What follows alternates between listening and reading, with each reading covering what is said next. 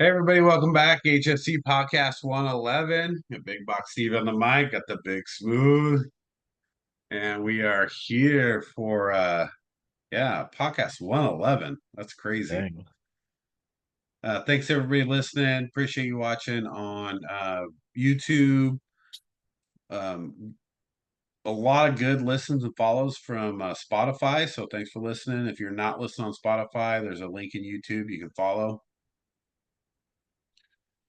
So here we are back again talking NBA playoffs. Not a lot of NFL stuff to talk about today, and then we'll get into a good top five. But NBA, that's where we're at today. So starting off with, I had Minnesota going to the finals, which Dallas came back and beat them. So what do you think about the how that Dallas Minnesota series go? Well, we talked about it earlier, I think the other day, but I think it's mostly about experience. The Mavericks have it, Timberwolves don't. I mean, Kyrie's already been an NBA champion. And that's kind of how things go in the NBA. You don't have upstarts just going and running through the whole playoffs their first time. You kind of have to have stepping blocks. And so this time, the Mavericks are just more experienced, and then in clutch time, they made better plays. What do you think about the difference between, say, Ant, and Luca?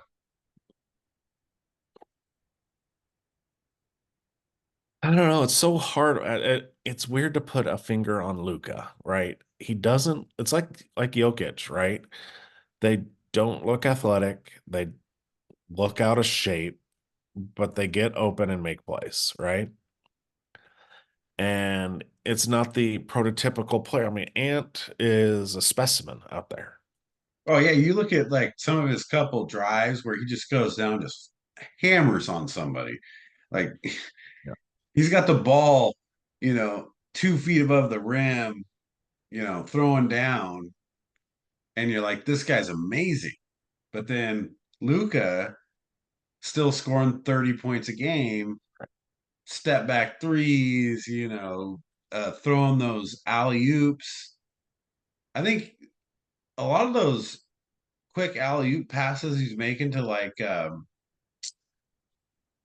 Lively and what's the other kid's name?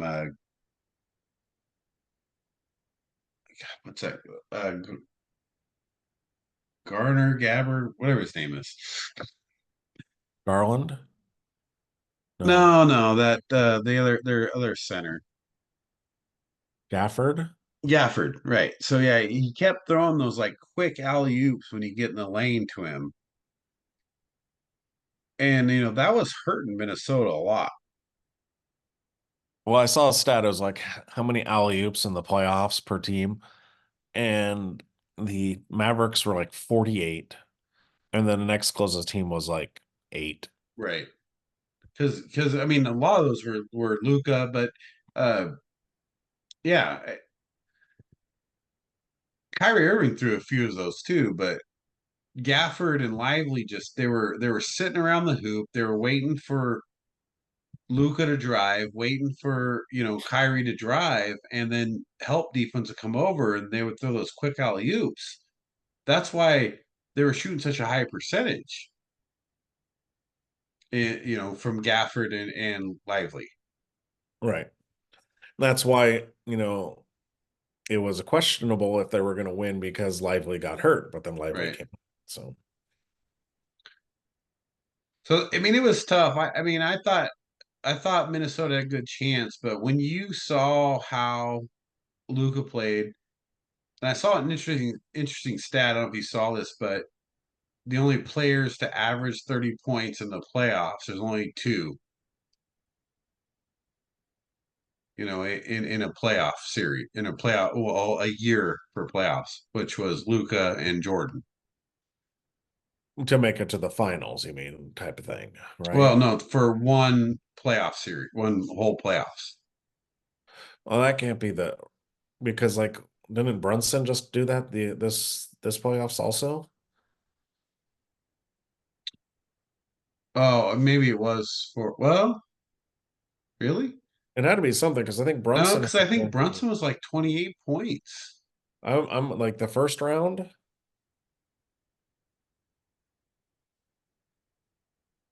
So I have to look. Well, I mean, you gotta realize this was Facebook, Right. so you never know how accurate it is. But they were showing through a whole playoffs, like who had averaged 30 points plus. Oh, through the whole playoffs, not just a series. Yeah, through the whole playoffs. Oh, okay. Okay, that makes sense. Because in the series, Brunson in the Phillies series, he had Oh 41, yeah, yeah, for sure. 47. Well, if he wouldn't have got hurt, Yeah, he averaged, he would have easily averaged 30. Yeah, yeah, for because he had sure. 28.7. Right. 28.7. That was his number. So he was like, I don't know, a fifth, sixth. I'm surprised like Barkley never did it. Right. He was in Phoenix. What about But Wilt Chamberlain? Did they just not count that?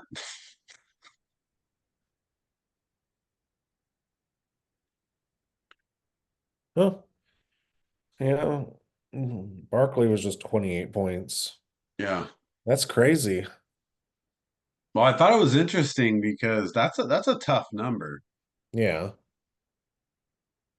And then Jordan just probably done it multiple times. yeah, Jordan, yeah, but to see Luca up there, at that 30-point mark, that was pretty impressive.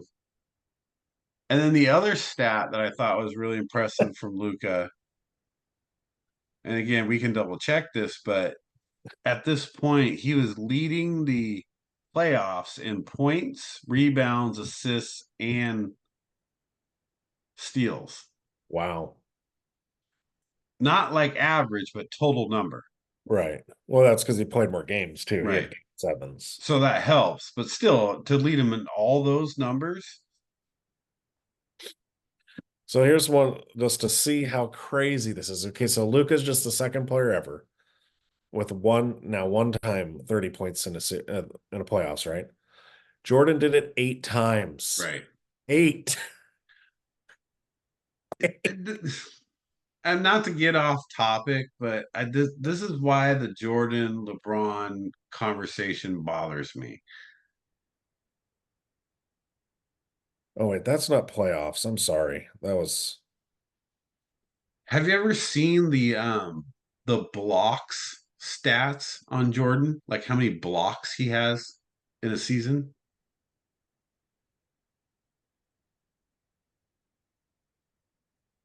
what is So this from? they ran a stat of Oh, I was so wrong. That was his regular season. He averaged eight. He had eight. It's right, actually right, 12. 12, right, in the playoffs because he turns up, dude. He averaged 33 points in the playoffs Right, for a career. right. And Luca he's only like barely over 30. Right. But then, like I said, this is a little off topic, but they showed this like Jordan's blocks in a total season, right? He had like 130 blocks in a season, block shots. Right. And they compared it to all these, like even Joel Embiid didn't have that many blocks. And they compared it to power forwards and centers, and they showed all these power forwards and centers that had less blocks in a season than Jordan. Yeah. Well, that's because That's kind of annoying to me, when you start making these comparisons, for who's the GOAT. And it's like this dude's blocking more than centers.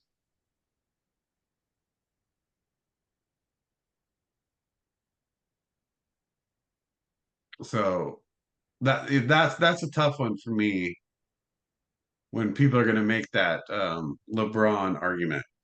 right.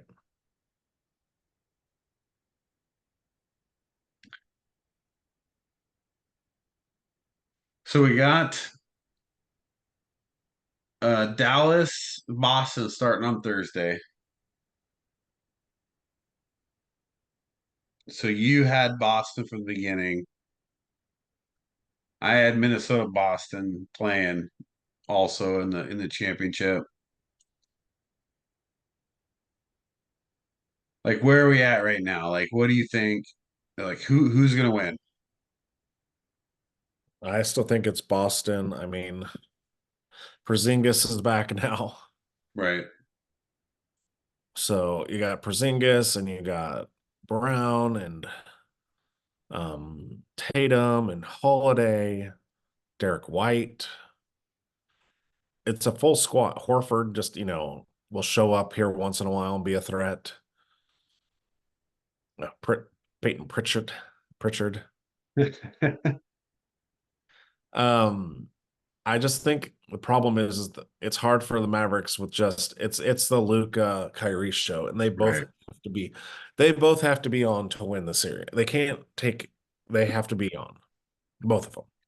So when you think about the teams overall, let's not talk about let's talk about the stars for a second.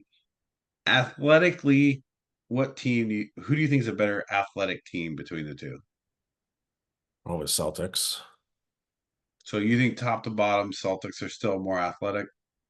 Well, yeah, I mean, Porzingis is called the unicorn for a reason. I Right. mean, Derek White, Drew Holiday. I mean, Holiday is a defensive mess. I mean, he's got long arms. He plays great defense. I would still give athleticism to the Celtics. Yeah. So if it's an up tempo game, that's why I asked the question. Like, so if they play up tempo, you think the Celtics have the advantage?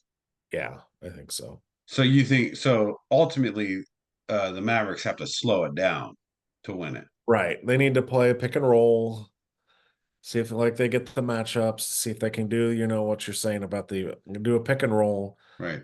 Somebody covers the roll, leaves the backside open for a lot. For you have the lobs or you get a one-on-one with the ball Right. handler, which if that's Kyrie or Luca, you're in trouble. Right. Yeah, so Dallas has to slow the game down to win this game or to win the series. Right. Which, I agree with. I agree with that. I think Dallas has to really play within their offense, get back on defense, but play within that pick and roll game, slow down on their offense, keep the ball in the hands of Luca a lot, and Kyrie has to play well. If Kyrie doesn't play well, like Boston could sweep. Right. That's what you need. Like you need big games out of Kyrie every time because you're gonna get in trouble. Mm.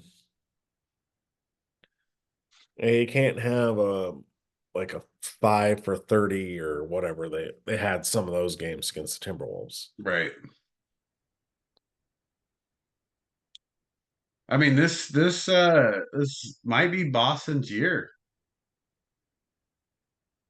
I think they're in good shape to win this actually. I actually personally think they have a better chance against Dallas than they did against Minnesota. Yeah. For the way their teams match up, it's probably better for them to play against Dallas. Right. So I'm gonna have to go with Boston as well. If I had to pick it without knowing, obviously just going on top, I'm gonna say 4-2 Boston. Yeah, I was gonna say Boston in 6, so yeah, 4-2. Boston in six. Yeah, 4-2. I think Fresh West was gonna take the Mavericks though. Yeah. We'll get his pick in there. So good. It's not the greatest playoffs, but I am not disappointed in the playoffs. There's a lot of things I would like to see different from some of the other teams. There's a couple series I enjoyed watching, but overall, not the best playoffs we've seen. I mean, if you're the NBA, you're still happy because you got Jason Tatum against Luca, right? Right. Well, and you have the first what or the two black coaches playing in the championship. So it's the third time ever, right? Yeah. And you got Porzingis, was with the Mavericks. That didn't go well. Right. Kyrie with the Celtics. That didn't go well. So we got two little, Little bit of side story happening. yeah. Yeah. Yeah. So, I mean, good things happen in the NBA. I mean, I haven't been in the NBA a lot recently this year. I think a little more than the past. So I think that's good. It's good for the NBA. Yep. But the WNBA, so we'll Oh, talk about that. This is the talk of the town, right? yeah. A lot of things happening here, right? So here, let's just start with the number one issue or the number one thing that's happening right now. Viewership of the WNBA is higher than it's ever been, right? And ticket sales and ticket prices are higher than they ever been. But what do you think about this? What do you think about But this? people that hate Caitlin Clark aren't going to say there's a correlation at all. No, that's what I mean. Like that's I guess that's the question is like why is there so much like animosity towards this versus like just the positive outlook of what's happening? I think mostly, and I'm going to skip over any of the race. I think it's more about jealousy because all these players have been in this league. You've had other players that have been, I mean, Tarasi and AJ Wilson and um Brianna Stewart, but even before like Rebecca Lobo and Sue Bird and Cheryl Swoops and all these people, but no one cared. Right. And it's just and now they care because Caitlin Clark, and it's not because she's white, it's because she's exciting. She shoots three, she plays like Steph Curry, right? I mean, Right. isn't that it? Yeah, I think there is something to be said about the way she plays, right? Like the step back, the deep threes, the it's exciting. And that's it, just like think about Steph Curry made that exciting in the NBA. Right. He made it exciting to run around the court, and get open for a three and hit those deep threes and things like that. So yeah, I get that.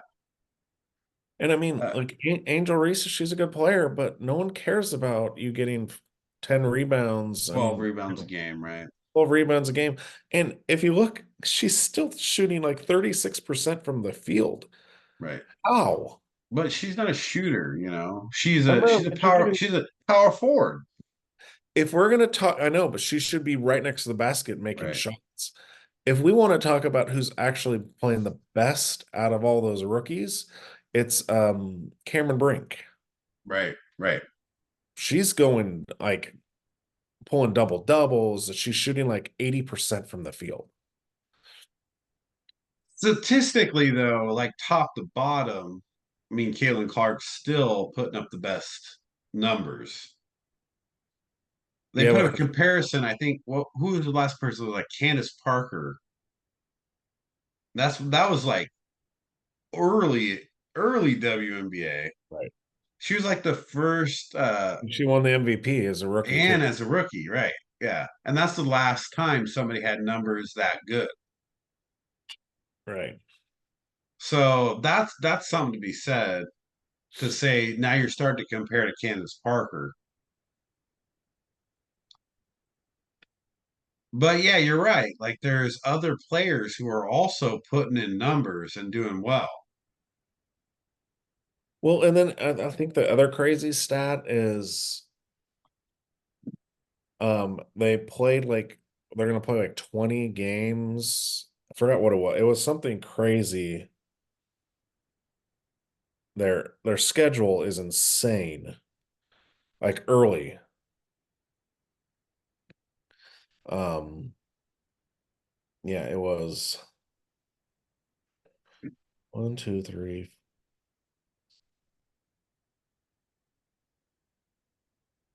The other, while you're looking at that, the other issue, the other thing that I was listening to the other day, which really kind of threw me off, was they're talking about like getting chartered planes now, right?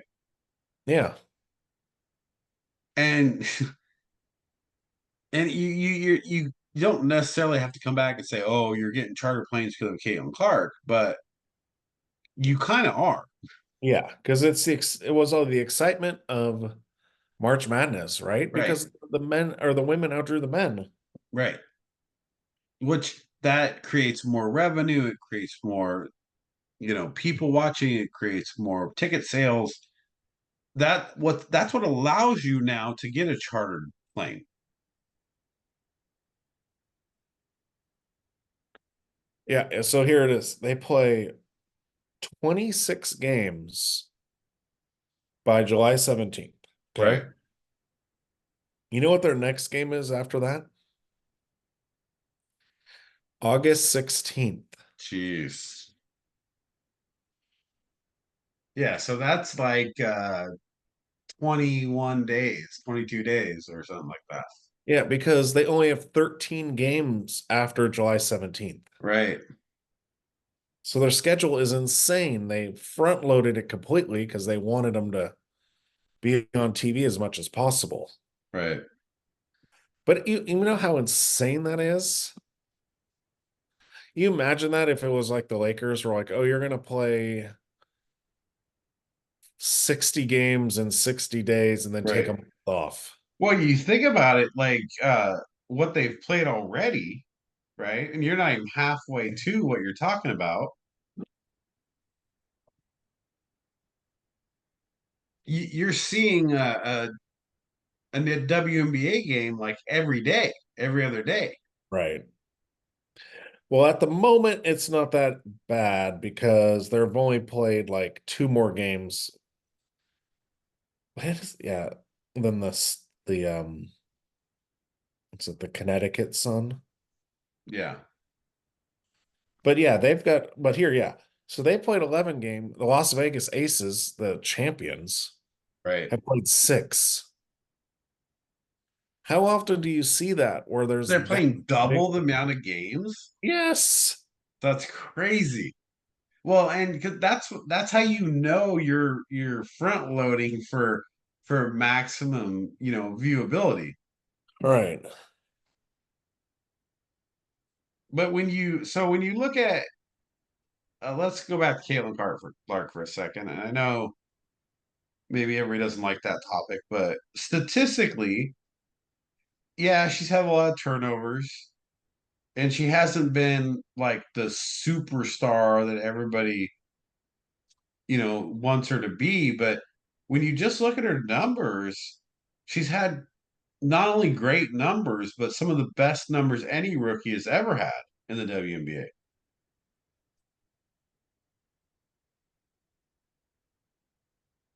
Because it's not just points, it's assists, it's rebounds.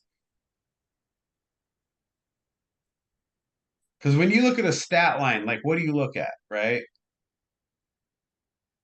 If you take every stat and you do a +1 for that stat, and then you add them all up, and if you have 5 assists, 5 rebounds, and 15 points a game, you give a +1 to every one of those, you're at a 25 +1. Right. Well, she averages that's kind of great. She averages one block a game, 1.3 steals a game, 6.4 assists, five rebounds a game, and 13 or no, 15.6 points. Yeah, so overall, she's almost at 30 plus, right? Right. That's pretty good. Yeah, there this one, oh my gosh, Arike Agumbole Wale. She's averaging 26 points a game, and AJ Wilson's averaging 26 points a game, but they both have one's played 7 and one played 6. Yeah, It's and crazy. you'll see that in another 4 or 5 games. But you're also talking about Asia Wilson Who's the best as, player in the NBA yeah, the and the MVP of WNBA? the league.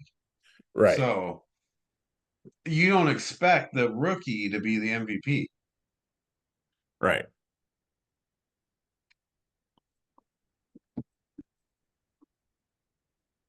So I mean, there's a lot of hate coming out of there, but I guess the opposite of that is you expect somebody who got a $20 million Nike shoe deal, to also perform. Right.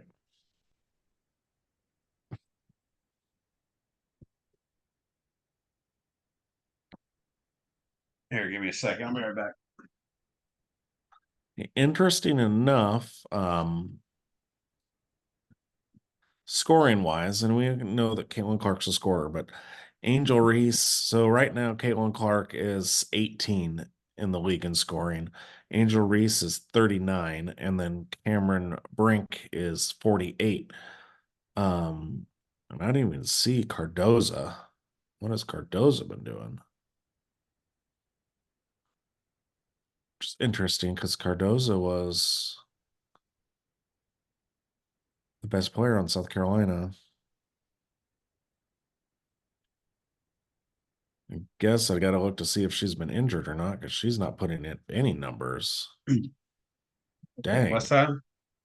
Oh, Cardoza, for that played for South Carolina. She got drafted to the Chicago Sky with Right. Angel It, Reese. she came in what 3 4 games late. Oh, she She did. she was injured. She was injured. Okay. Maybe that's why they're not giving her enough Right. games.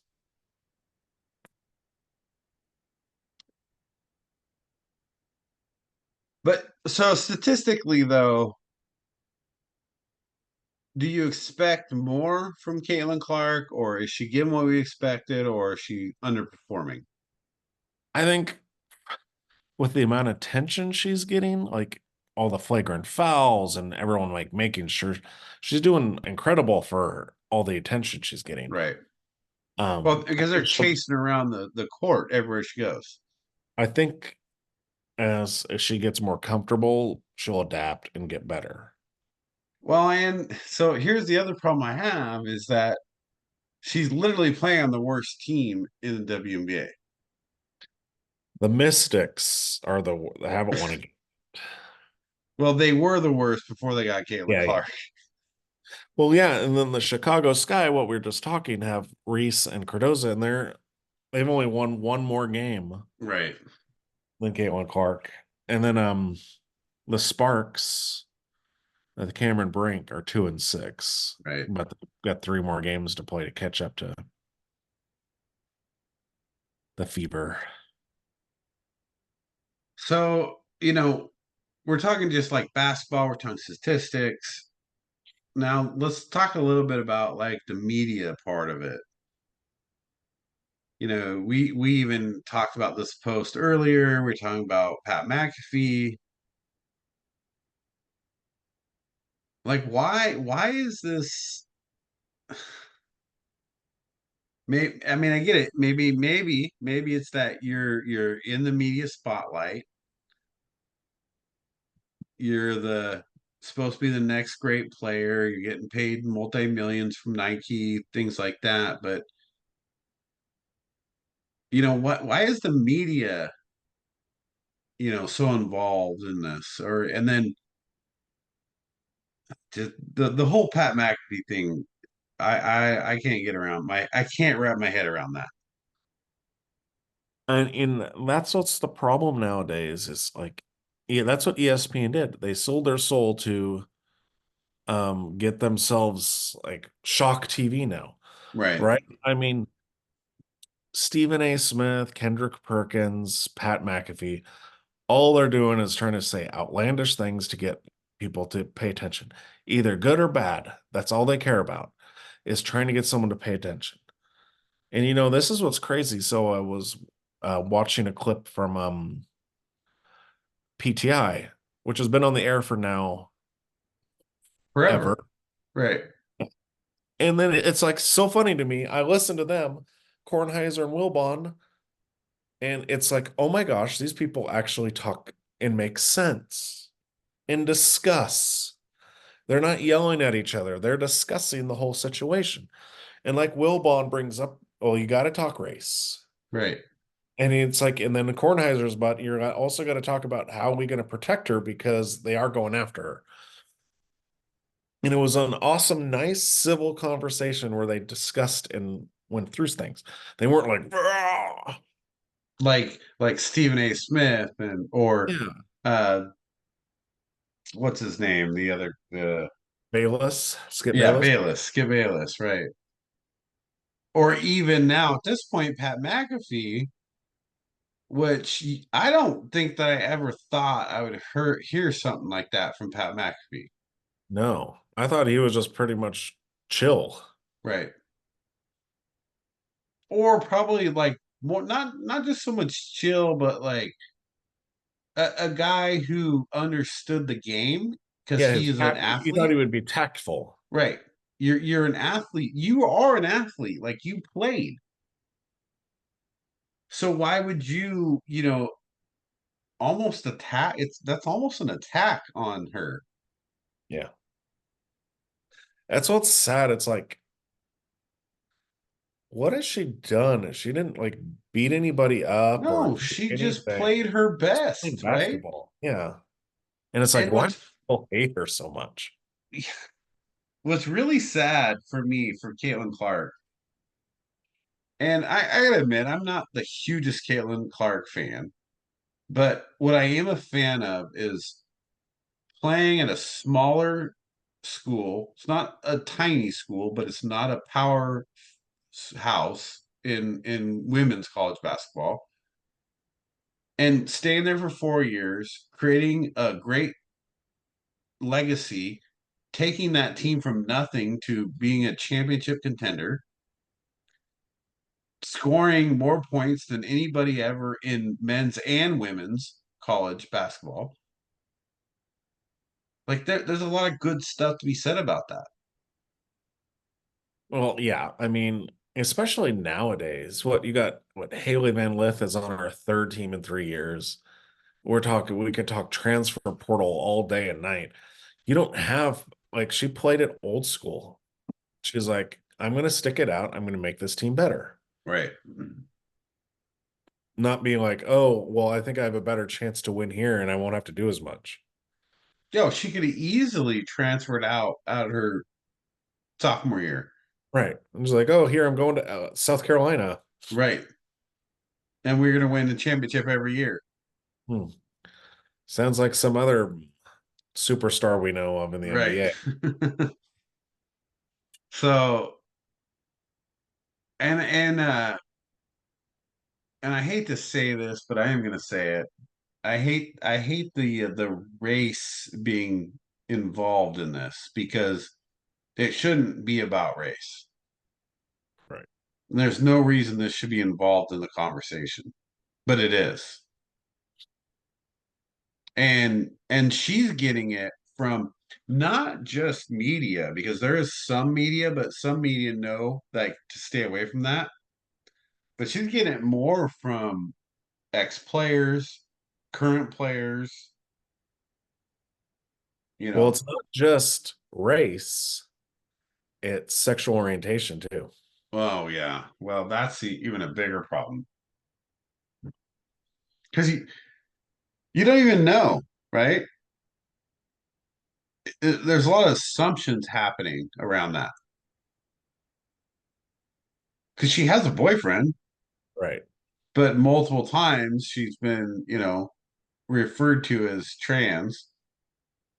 Yeah, that's just because people hate her. Right.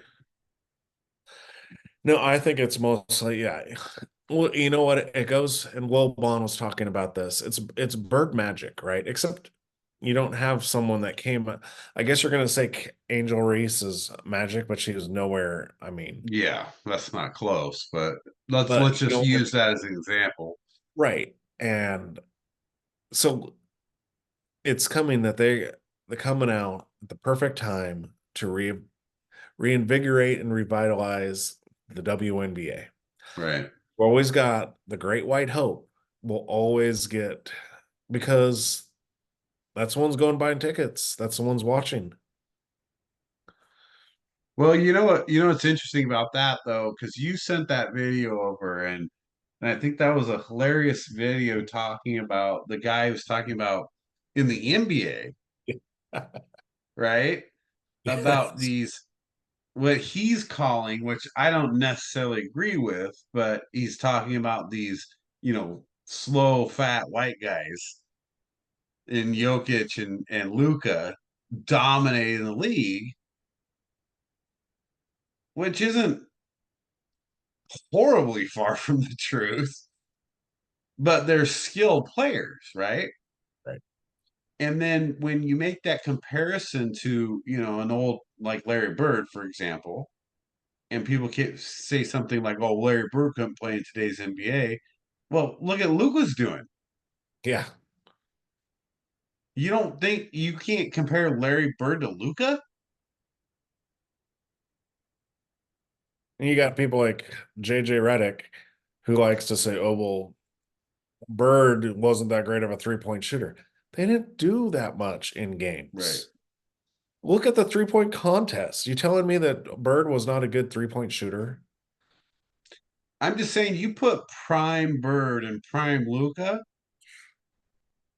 I'm not saying prime Bird will kill prime Luca, but I'm saying is they're very comparable players. But no, you see, Prime Bird would because he'd be pissed if they put a white guy on him. Yeah, well, there because prime Bird had the killer instinct, Yeah, but like skill wise, what I'm saying, like when you look at their height, the way they move, the way they do things, like they're very similar. right. And so then if then people go back and they're like, oh well, they're all plumbers and whatever, in the old days, dude. No, they're not. Because then look what happens when some guy like Luca and Jokic come in and dominate the league. Right. Well, my favorite is they show they can't dominate in today's NBA, and then they show a pic and you show a picture of Wemby who's like 10 pounds and Carl Malone. Right. Dude, what would Carl Malone do to Wemby, right? I Right. mean, Well, and there's a lot of things that Wemby does way better than Carl Malone, but there's a lot of things that Carl Malone will do to Wemby, right? So that's the point. or like you put a Olajuwon on Wemby. I mean, Right. Olajuwon just Oh, just dominate him. Dominate. But so that's a problem I have with this. Just like the comparisons, first of all, to new age NBA to old age NBA, but then when people start talking about race and things like that it just bothers me because it has nothing to do with it. It has to do with your skill set, it has to do with your intensity, your competitiveness, your work ethic. Like that's what matters. just comes down to the WNBA players are haters. And they'd rather destroy Caitlin Clark than have the WNBA get better. That's what's really crazy, actually. And then I'm not an Angel Reese fan. Has nothing to do with anything else but her personality and her actions and what she talks about. Because look, as much as you want to believe that you are the next up and coming star, you're just not. You're just going to be an average power forward, you know? I don't know I mean, I like Angel Reese's game. I liked her, but to put her for her to, I get it, but you can't put yourself in the same by saying, "Oh no, they came to watch me too." No, Right. they didn't. I'm sorry. You're a good player, but no one came to see you. If it was the case, I would have been going to see like AJ Wilson or something, Right. right? I mean, or back in the day when it was like Cheryl Swoops or Candace Parker. My feeling about Angel Reese is that statistically, she'll never get any better than she is doing right now. And someone like Caitlin Clark will continue to get better Right. statistically, even though she's already doing great. And also, anybody with that size is going to have those similar numbers. So you can bring in many, many people to like fill that position where you're not going to have many people that can get, five, six rebounds and assists per game. And then right now she's averaged 15, but I imagine in the next couple years she'll be up to 20, maybe 25, right? So now you're talking about a 25, 5 and 5. And that's hard to find. So I mean it's unfortunate and I guess we'll see how this plays out, but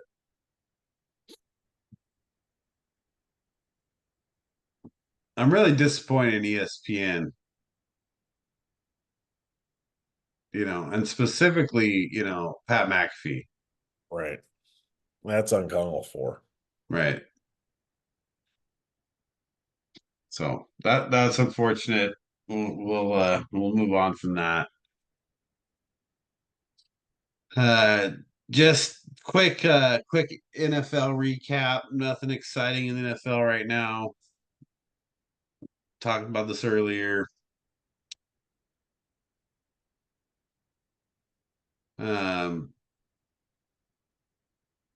Anything Justin Jefferson, you know, obviously staying. What do you think about his situation now in Minnesota? Well, I mean, he's got him and Addison, right? And so you just have to see how JJ McCarthy develops, Well, I'm right? saying no. I mean, And Hawkinson. obviously you can say let's see about it, but what do you think that looks like? Well, it's so hard. Like, I don't know. Because we just don't know what JJ McCarthy is going to be able to do. I need to see some live game action in the NFL game with him throwing to Justin Jefferson to see Yeah. how it will But you got translate. to pick it. You can't wait. You can't say let's see what happens. Like, what's your prediction? Well, it'll probably be last in the North. Yeah. Okay. So Minnesota finished last. How many yards JJ throw for? I could see like at least 3,000 Yeah. Yeah. if he I'd give him three starts. thousand. I'd give him 3,000 for sure. That's only if he stays healthy. You're only talking about Yeah, I guess. I mean, 200 a game. right. I mean, I guess. I mean, well, then why can't the Bears quarterbacks throw for 4,000 yards in a season? Well, we're not talking about the Bears. We're talking about the Vikings. We'll get to the Bears in a second. Um, yeah, I just have to see because first have to see if he starts or if it's Darnold, if they're going to slow play him or not. Right. Which I doubt they are, but that's just my feeling. I Like, mean, they why got would you what? take JJ in the first round, first pick?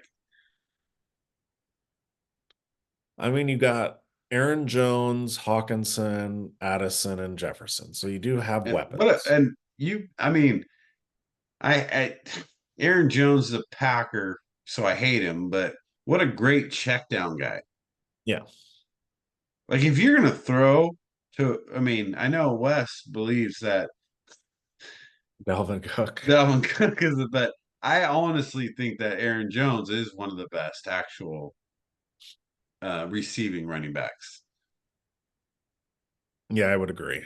Yeah. So what a great check down guy. What a great outlet in Hawkinson, right? And Hmm. then you put Addison, who Jefferson's injury probably accelerated Addison's career Right. Because he to had where he needed like to become the number one receiver and then so it made him better. And then now Jefferson comes back. So now you really have two really good receivers. on How him. can McCarthy not be successful? Right. And we'll just have to see. Hopefully, I mean, but we never know because we know at least three of the quarterbacks aren't going to be good. Right.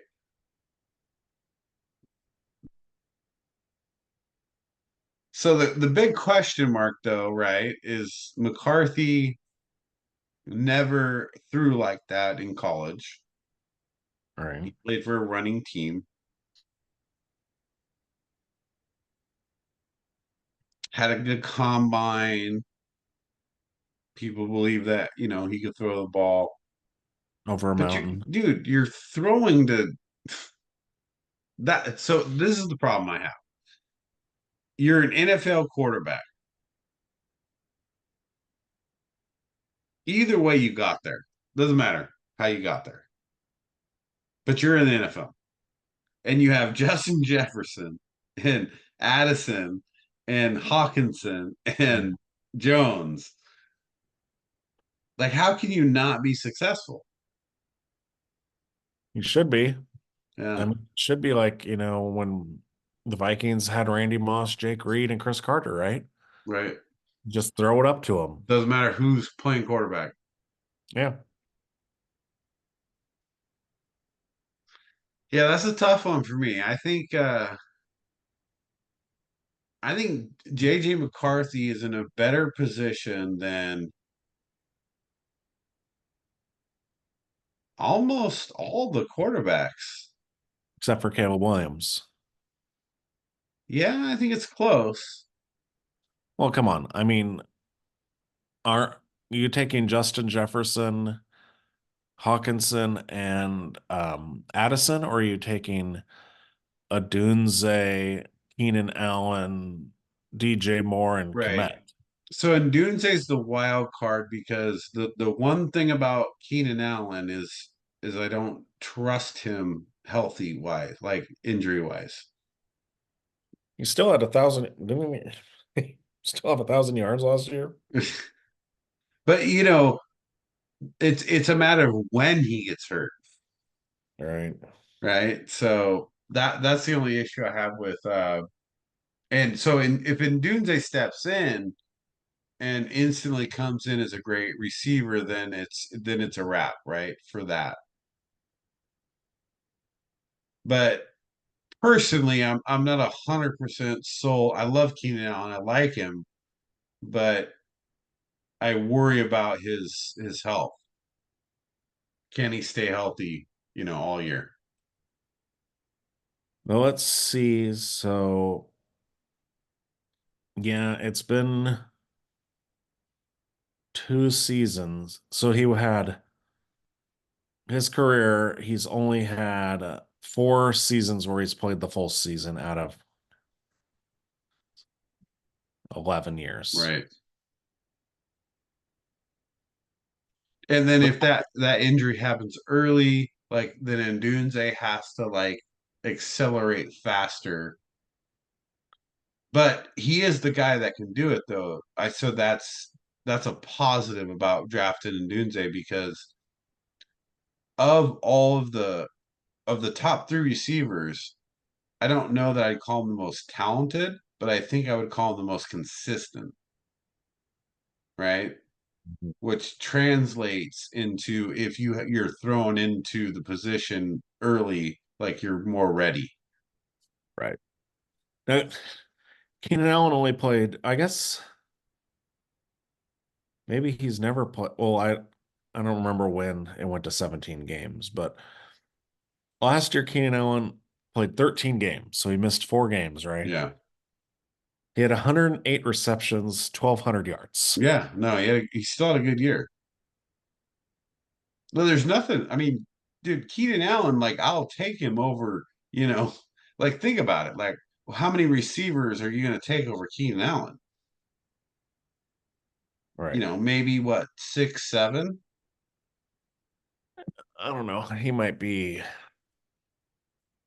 because of his age. I would probably say he's lower top 10 now. Right. That's what I'm saying. Like, hi, Would you take DJ Moore over him? Probably. probably at this point, right? Because he's now another year older. Yeah. And then But you got, still, I think he's top 10, maybe low top 10. yeah. So yeah, like I said, I'd maybe take six or seven receivers over him. So maybe he's eight or nine, right? Which is great. But if that injury happens in week 3 or 2, that hurts you because now Ndunze has to step in earlier than you want him to. Yeah. So ultimately, I still think Minnesota has a little bit of an advantage there. Yeah, but do we really know But Justin quarterback Jefferson? wise, I think Minnesota does not have the advantage, right? Because they have JJ McCarthy and then the Bears have Caleb Williams. Because no matter what your receivers are, I'd rather have Caleb Williams than JJ McCarthy. Right. But I mean, also, like you said about injuries, well, Justin Jefferson's coming off a season where he had injuries, Right. right?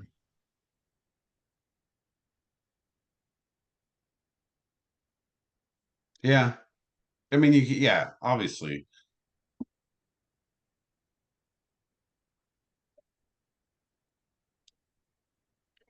So before we move to our top five, now this bears the question. Let's talk about the best receiving cores in the NFL right now.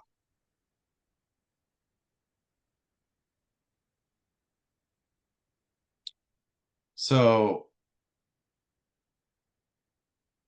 NFC North obviously has some tough ones Right. because you got the Bears with Moore, Allen, and Dunze. You've got Detroit with St. Brown, Jameson Williams. Well, you got, I mean, if we're gonna talk, you got to go Niners because they still have Ayuk and Debo Samuel and Kittle, right? Right. Um, Eagles, Oh yeah, AJ Brown, Devontae Smith, dude, and then Goddard, good, solid. and then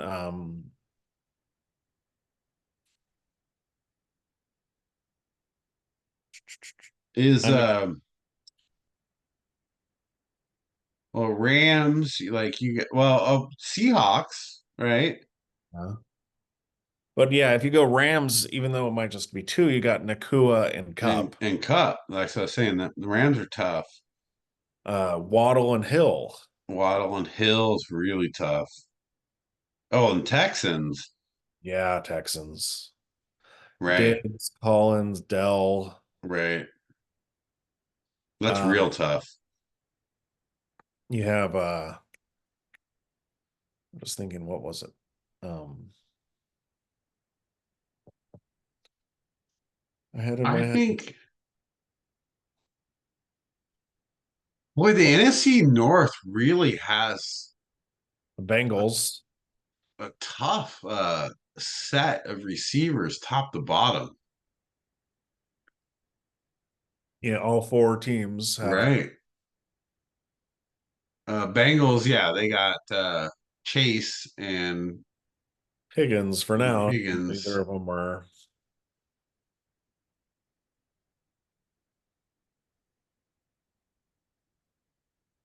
Raiders aren't bad. You got Myers and Adams, and then two Bowers. good, Bowers and and the other Mayer. tight end. Yeah, Mayer, right? Um, the Jets, didn't they? Yeah, they got Garrett Wilson. They had Mike Williams, Right. Browns got Amari Cooper and Jerry Judy. which Judy's a good add to that team. I think that's a good pickup for them. They haven't talked about the NFC South at all. I guess, with the Falcons, with Pitts, Drake London, and Mooney, And Mooney, yeah, they had a Mooney. Saints, they lost Michael Thomas, and he yeah, hasn't been in a but they while. they still got yeah, not great. No. The Bucks. Well, Mike Williams, dude, and Godwin, Mike Evans and Godwin. or yeah, Mike Evans, not Mike Williams, Mike Evans and And Godwin. didn't they draft a receiver too?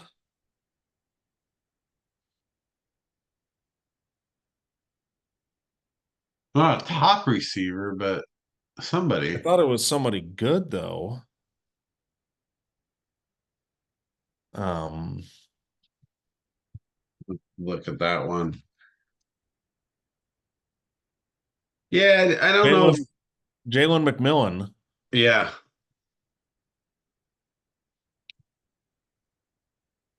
but I mean, they still have two solid, receivers there. Like, who's the best in the South? What do you think? What do you think the best receiving core in the South is? NFC South, I'd say it's the Buccaneers. the Bucks. Yeah, not well, Falcons. Not the Panthers, that's for No, sure. it's definitely with the Panthers. Well, here's one. Yeah, the Titans. DeAndre Hopkins, Calvin Ridley, Tyler Boyd, Yeah, that's nice, dude. with Traylon Burks as your fourth receiver. Right. But you don't have a quarterback, so it doesn't matter. You go with Will Levis. Is that what you're gonna do? They have to. I'm saying, are you gonna go with Will No, Levis? I'm not a Will Levis fan. Right.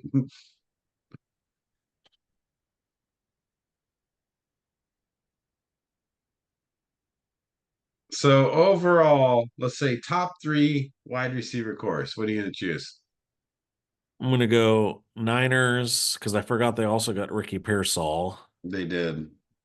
I'm gonna go Texans because they got Right. those three, and then there was one other they got.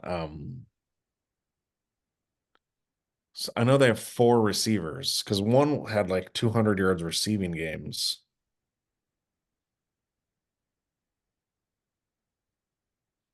and he's Robert Woods. Jeez. Johnny Johnson, Noah Brown. Noah Brown. Yeah, Noah Yes, Brown. Nico. So they got Nico Yep. Collins, Stephon Diggs, Tank Dell, and Noah Brown, Noah and Brown. Yeah, that's solid. with Dalton Schultz at tight end. Right. And Dalton Schultz. And then a really good quarterback, right? I'm gonna put Texans one, Niners Yeah, I think two, I would put Texans one as well. and then three. Oh, dude, the Niners also got Jacob Cowing Yeah. and Ricky Pearsall. That's solid. The only problem is I can't rank high on rookie, teams with rookies because you don't really ever Right, you know. don't know. But That's dude, why it's hard. I Like the watched a lot of Jacob Cowing in college, dude. He's good. Well, then they what? Then they re-signed someone else, receiver Jaquan Jennings too. Yeah, yeah, Jennings as well. I'm looking for because I'm want now. If they're doing a top three, they have to have at least three good receivers. You know what I mean? Oh, dude, the Eagles got Paris Campbell as well, Oh, yeah, but he hasn't done as much. right? He had a lot of potential though. Yeah. John Ross.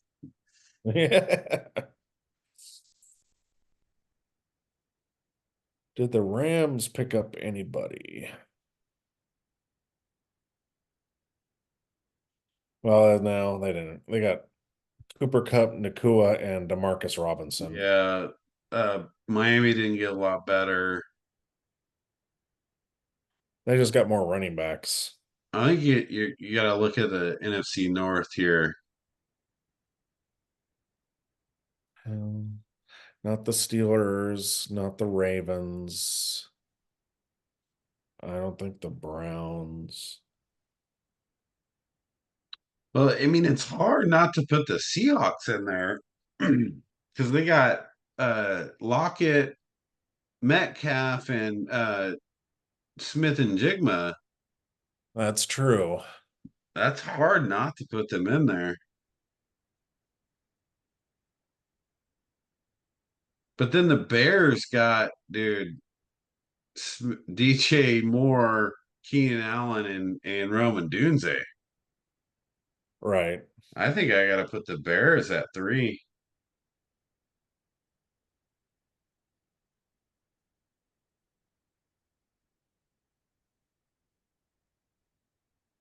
Yeah, probably.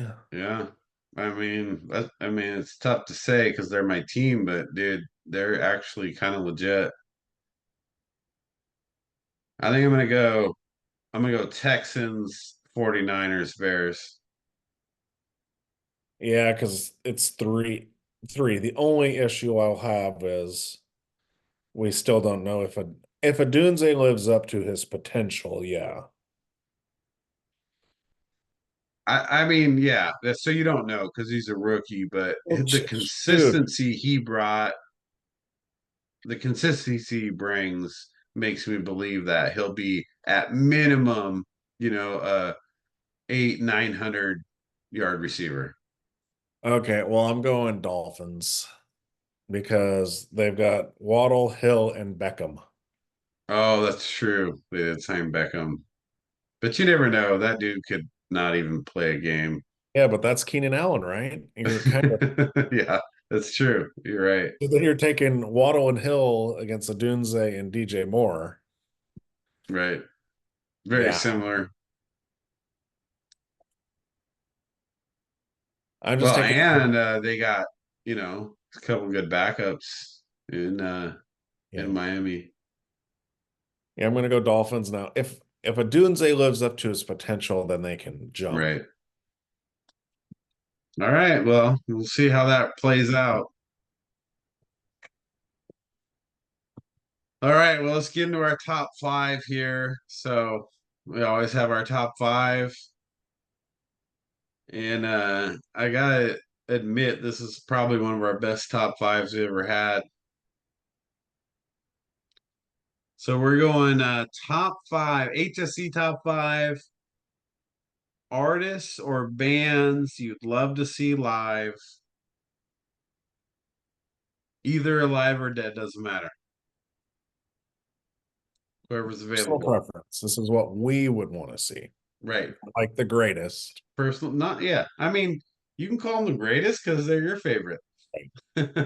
But yeah, this is our personal preference, top five who you'd love to see. And I'll kind of preface this. I actually omitted people I've already seen. Yeah, me too. These are Right. all people I've never seen. Right. Because I wanted to see people I've never seen before. And so my top five is people I haven't seen. Right. All right, so let's start with number five. Why don't you lead us off? This is where Wes would say, we're like, people are like, going to be what? My number five. And this is just my preference because I love listening to the music while I'm cooking, is Chicago. Okay. Chicago, when they were It's like, Peter, I Peter heard my Cetera, mom. No, that's when not they the. were full, like 70s Chicago. Yeah. I mean, I like Chicago. It was good. That and that was the thing, dude. Like every person, every band or every artist you come up with, you like they have so many good songs. Right. And then Well, so what's the difference between like how good their songs were, how good they might play them, or how good they are live, right? right.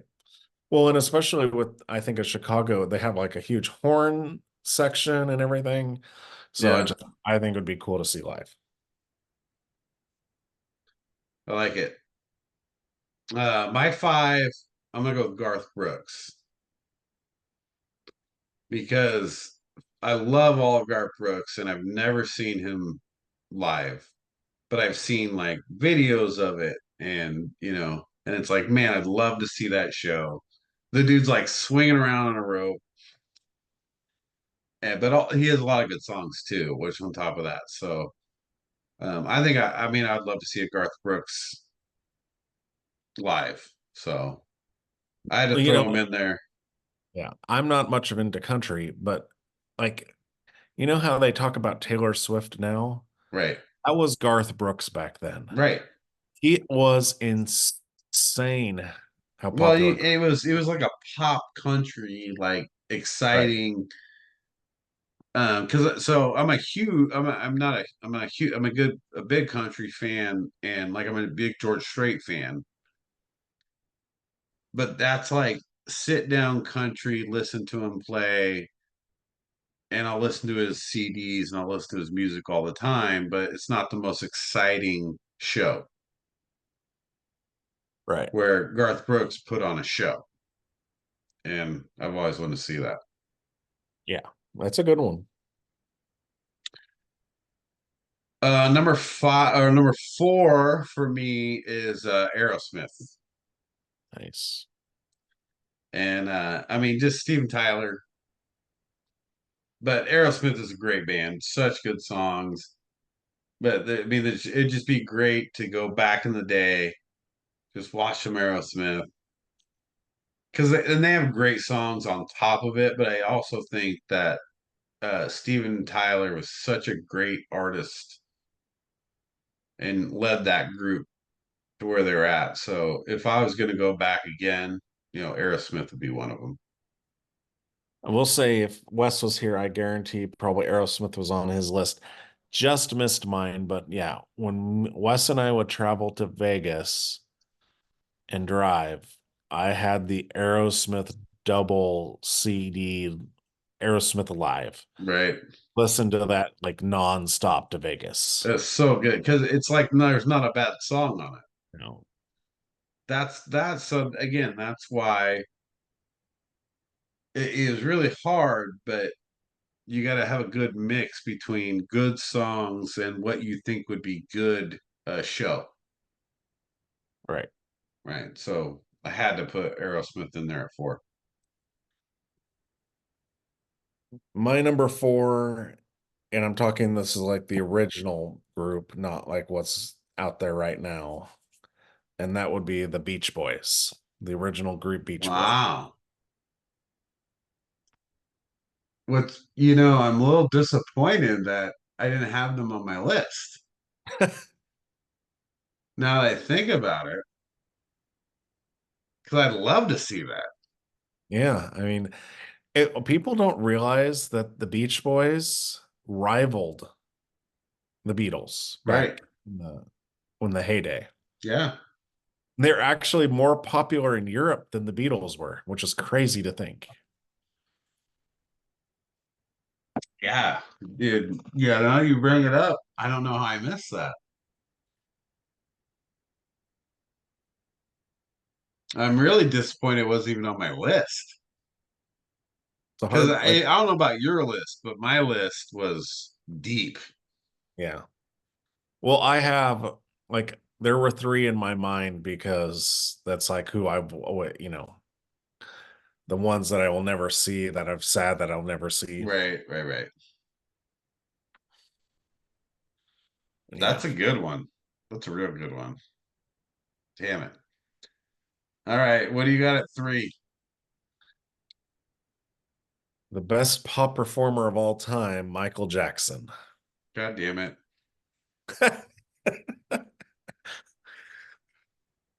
Go for it. Well, I mean, I was so, because he was going to do a Vegas residency right before he died. And I was like, dude, we're going. We're going to go see Michael Jackson. Yeah, He passed and then he died. But like his concerts were crazy right. insane. And that's the thing is like we talk about Taylor Swift now. That was Michael Jackson back then about the Oh, had 100%. yeah. And so I would Well, have it was, I mean, I don't, I guess popularity wise, it was. I don't think quality wise it was. Like quality wise, Michael Jackson was so much better. whatever he's saying, all the Swifties out there, just his Like point of view, do not hate she's us. like he's like, don't kill us. No, but look, I get it. Like Oh yeah, Taylor Michael. Swift's insanely popular and her shows are crazy, right? Yeah, but But Michael Jackson's songs are so superior. yeah, number one, songs. First of all, yeah, songs. Dude, Dancing, name a bad Michael Jackson song. You can't, right? And then watch him dance yeah. and then watch him perform. Dude, that it that Taylor Swift Michael Jackson comparison, it's close, but it's not the same. No. But yeah, I have Michael Jackson at three also because there. I don't. I mean, I'd love to see a Michael Jackson show, and I never did. And he was one of my favorite artists growing up. Right. And just because great songs, great dance, great show. He's the pop king. Nothing else you can say there. So we'll go to number two, and this is just like for me, it would have been the ultimate show to ever see is NWA. Dude, and if you can't imagine seeing NWA live, because first of all, like we love the music, right? Like everyone loved the music. But can you imagine like on stage in front, sitting up there watching NWA, dude? Come on. It would be amazing. It would be the most amazing. Like it'd be so intense. You'd be like, this is what I wanted to see forever. And not only do I love their songs, but after they put out the movie, it just made me like remiss that I never got to see it. Right. Yeah, they were on my list, but the other thing I was like, man, I'd get shot if we were to gone to those I things. mean, I'm not saying we wouldn't have, but at the same time, like, could you imagine how cool it would be to go to an NWA show? Well, the Ice Cube's coming to town. I was like, let's see Cube. Dude, just get them all. Yeah. And Well, easy though, come on, bro. Like, just give you a little bit of easy up there. it- yeah. At one time, they were going to do a reunion tour, but it was going to be like, I think Snoop Dogg or Eminem for Easy. Right, for easy. I mean, because that's one of my favorites from, I can't even tell you how young I was. I don't remember. but I was too young to be listening to NWA, first of all. But it's just always been one of my favorites. And Uh, to see one of their shows live would have been it'd just be awesome. that would be awesome. And then So get that's that my number scene two. getting arrested on stage. Right. All right, so my number two, this has gone back and forth, um, but I moved it to two because seeing when Mike talk about one, I'll talk about one later, but my number two is Queen. See Wow. Queen Yeah. live. Such a And then, hard one for me to move out of the top five, dude. I mean, I would have loved taking Grayson to see Queen. That's like Right. his favorite band. Yeah. And all their songs are amazing. And then just the vocals of Freddie Mercury are just crazy. Well, that's the thing, dude. Like if you to hear that live, that was and it was really hard for me to I was like Aerosmith or Queen, Steven Tyler, Freddie Mercury. They went Right. back and forth. You So could still see Aerosmith. they were right there. But yeah, Queen is great. And you know what's funny is talk if you talk to people about this topic, you're gonna hear Queen a lot. Yeah. A lot. So nothing wrong with that. Nothing wrong with that. All right, here we go. HSC podcast number one. This one to me would be the ultimate experience. One is because it's an intimate setting, and two, it would just be so crazy to see live. And that would be the Rat Pack. Wow. Wow. Had another one. That's Imagine good. seeing Frank, Dean, and Sam Yeah, up on stage right right. there in a nightclub. I mean, just Frank alone. But then you add the rest in. Yeah, you go full on Rat Pack. Yeah, that's good. That's the problem, dude. Is like there were so many that I couldn't. It just I kept adding and adding and adding, dude. I couldn't. That's another one I didn't have in there, but geez, that's a good one. What's good because this is ones where we give lots of, so we don't have all the Right? same. Because Yeah, we we've don't had have a lot other of top similar. fives where we've had like three of the same. Right? No, that's a good one. Well, here I got a number one for you, and this is Mr. Bob Marley Mhm.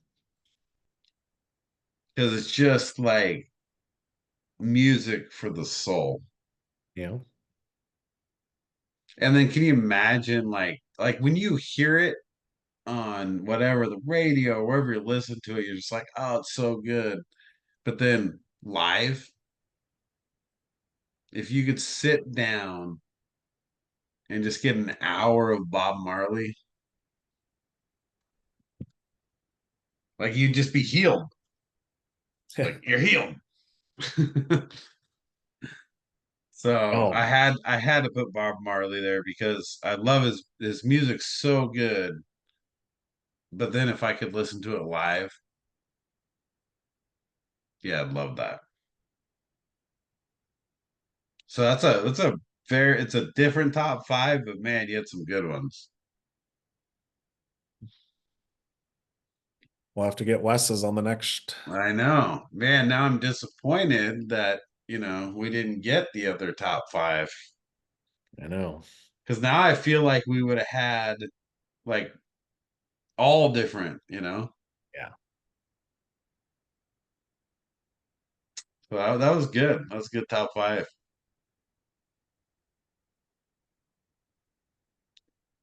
definitely a little bit of different taste in, what we want to hear. Right. So that was fun to hear. So we'll get a post of that, and we'll try to we'll cut that out into a separate video and see if we can get some thoughts on that. Because I don't normally get a lot of people's opinions, but I wanted to hear some other people's thoughts on that, and they were all so different. Like my sister and my brother, like they just had everybody's were just so different. Well, and they all have the different genres of music, and you know what I mean? It's like me, it's like I would have loved, I was looking through a list and I was going to go with one of the Lollapaloozas, like Lollapalooza 92 or something. Right. Just let's see, like something epic like that. Well, I mean, I took out uh bands like Metallica, dude, which there's so many good Metallica songs. Original lineup, AC/DC would have been. Oh yeah. Well, and then Holly, like Janis Joplin, Yeah. like, and Just she's great, going to Woodstock would have right? been. Or the Eagles, Yeah. you know, The Who. yeah. It's the Rolling Stones. Like neither of us said the Beatles, Right. Like it's crazy, right? So there's just so much that's so good. Right. And that was interesting. So I actually, not that it affected my top five, but I just wanted to hear some other people's, and the range is just so different.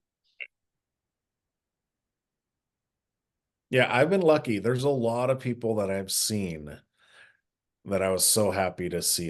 Yeah, Like I got to see the Police when they did a reunion, and then Tom Petty before he died, and Motley Crue and Kiss and Poison, Heart, Journey. right. I've been lucky to see all those bands, but I haven't seen, well, I think I've only been to one concert in like the last 10 years.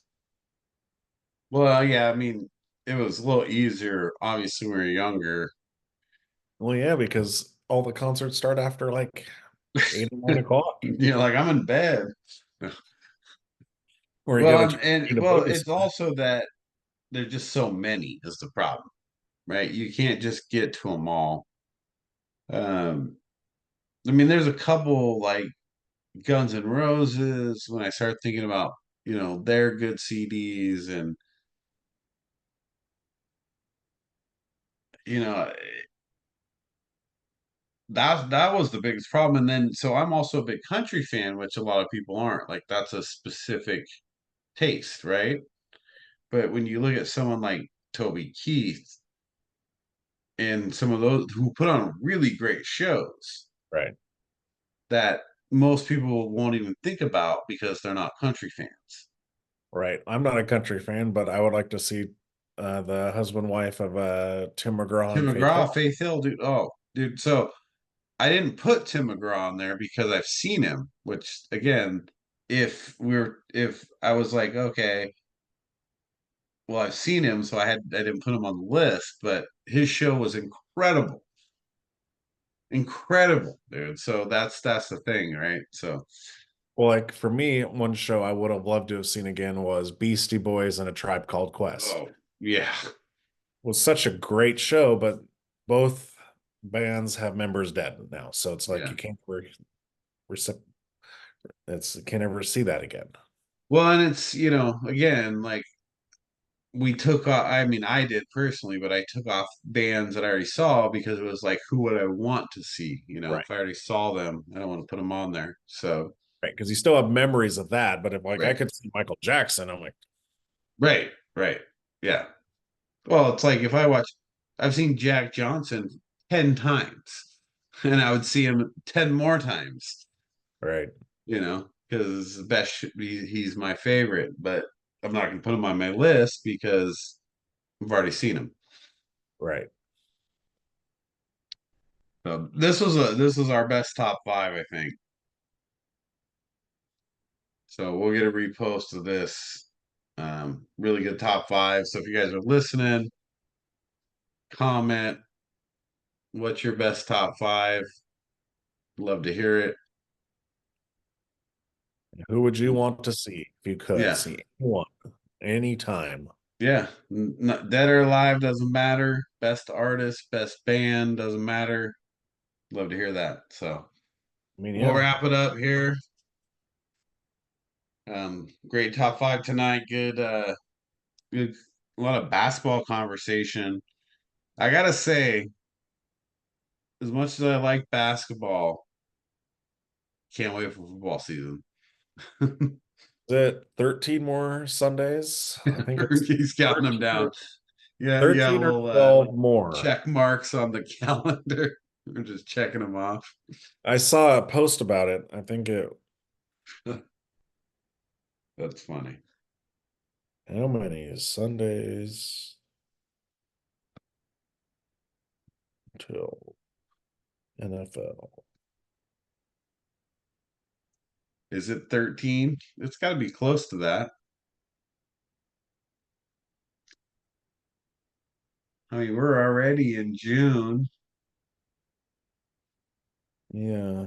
So we got 4, 8, Maybe. 12, and then preseason starting. Yeah. I mean, the season starts in 13, right? Right. Preseason is going to be starting here in 8.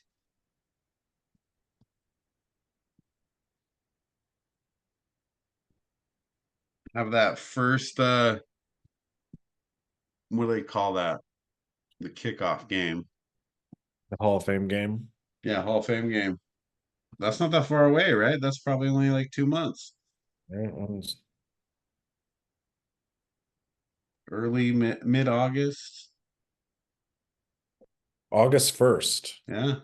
So yeah, we're only like 2 months away from a Hall of Fame game. Bears, Texans. Oh God. Of course it's the Bears Texans. That's crazy. August 1st? I know. That should be fun to watch though. It's like right in the middle of the Olympics. Yeah. And we got the Olympics. Jeez, we got to talk some Olympics here. We'll get that going in a couple podcasts. So, Yeah. all right. Well, everybody, thanks for listening. We'll see you next time.